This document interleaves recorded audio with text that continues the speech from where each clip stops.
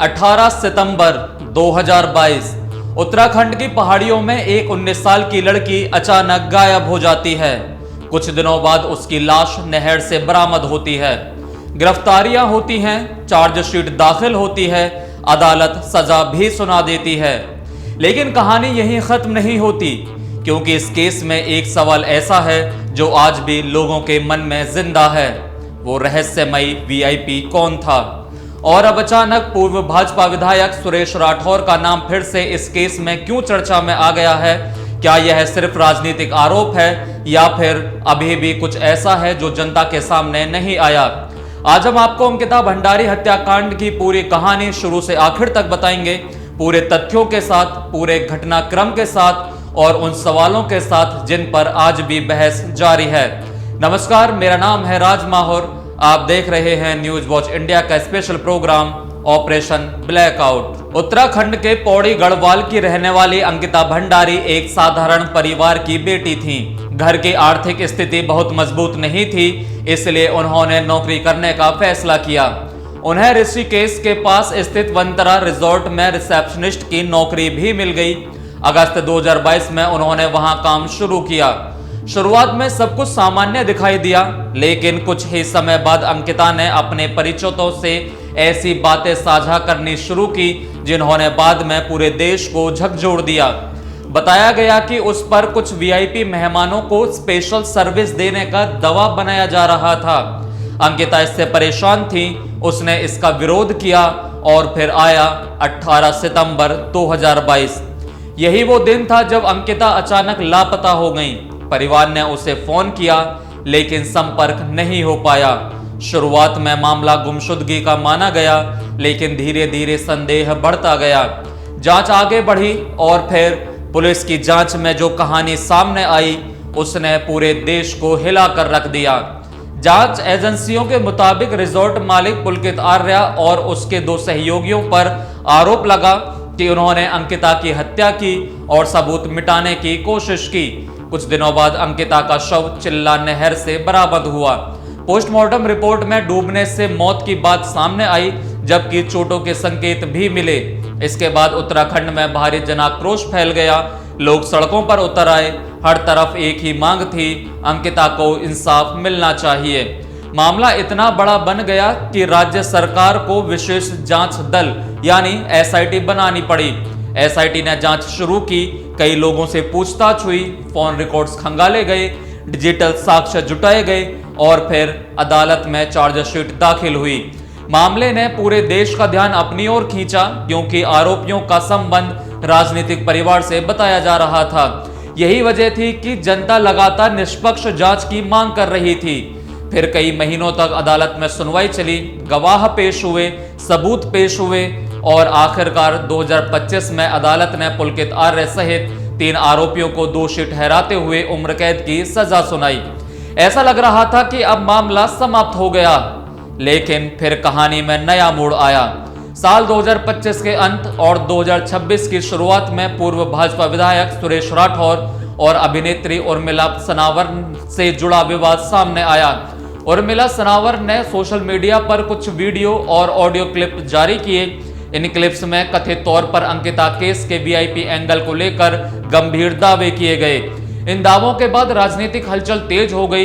विपक्ष ने सवाल उठाए, सीबीआई जांच की मांग होने लगी। कई संगठनों ने कहा कि वीआईपी की पहचान सार्वजनिक की जानी चाहिए। दूसरी तरफ भाजपा नेताओं ने इन आरोपों को खारिज किया। पार्टी नेताओं ने कहा कि एसआईटी जांच में किसी वीआईपी की संलिप्तता का प्रमाण नहीं मिला है। इसी बीच सुरेश राठौर से एसआईटी ने लंबी पूछताछ भी की। रिपोर्ट्स के अनुसार उनसे कई घंटों तक सवाल जवाब हुए।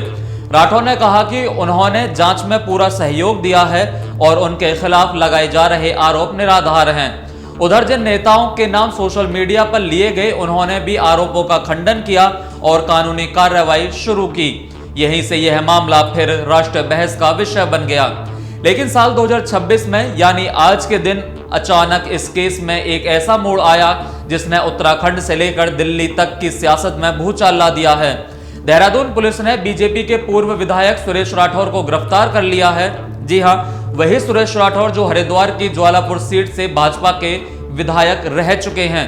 लेकिन सवाल ये उठता है कि जिस मर्डर केस की जांच पूरी हो चुकी है, कोर्ट का फैसला आ चुका है, उस केस के तार अचानक पूर्व बीजेपी विधायक से कैसे जुड़ गए?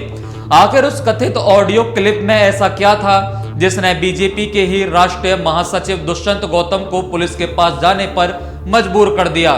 देहरादून की डालनवाला पुलिस को एक बेहद सीक्रेट और तेजी से की गई कार्रवाई में पूर्व बीजेपी विधायक सुरेश राठौर को हरिद्वार के बुग्गावाला इलाके से धर दबोचा।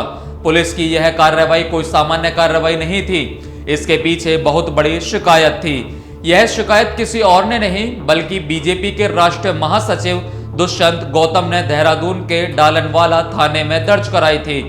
दुष्यंत गौतम का आरोप था कि सुरेश राठौर और उनके सहयोगियों ने जानबूझकर सोशल मीडिया पर कुछ ऐसे झूठ, मनगढ़ंत और आपत्तिजनक ऑडियो वीडियो क्लिप्स वायरल किए जिससे उनका नाम अंकिता भंडारी कांड में उस तथाकथित वीआईपी से जोड़ा जा सके।